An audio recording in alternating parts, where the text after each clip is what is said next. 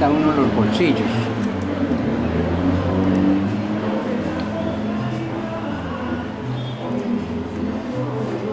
Y aplanchando con la tiza no se va a hacer que la tiza no salga, ¿Cómo así? que no se va a desaparecer más fácil. No, sí se desaparece. Sí. Eso, más que todo en las telas de lana se desaparecen más rápido, porque la lana absorbe.